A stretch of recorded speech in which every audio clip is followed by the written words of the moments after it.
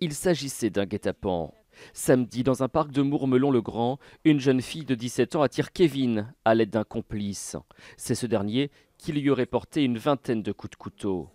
Elle fait ensuite passer ce meurtre pour une altercation avec un inconnu qui aurait dégénéré. La jeune fille a même conduit les enquêteurs vers une fausse piste en élaborant ce faux portrait robot. Ayant anticipé le principe de l'appel à témoins, les deux meurtriers avaient recherché sur Internet la photo d'un possible mis en cause afin d'assurer une plus grande crédibilité. Sauf que tout ne se passe pas comme prévu. Lundi, un camarade de l'agresseur remarque les blessures de celui-ci.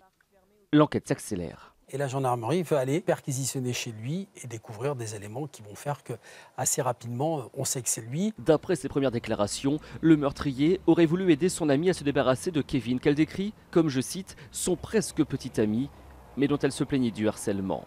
Si la participation du jeune garçon semble cernée, la justice doit encore se pencher sur le rôle joué par la jeune fille. Je ne peux que m'interroger pour savoir si j'ai, entre de très gros guillemets, de nouveaux amants diaboliques ou si j'ai une logique de bras armés avec une tête criminelle. Il faut qu'on prenne le temps pour comprendre ce qui s'est passé. Et c'est ce qui me semble le plus important et le plus adéquat pour apprécier le moment venu, qui a fait quoi et dans quelles conditions. Tous les deux ont été mis en examen pour assassinat et risquent de 20 à 30 ans de prison.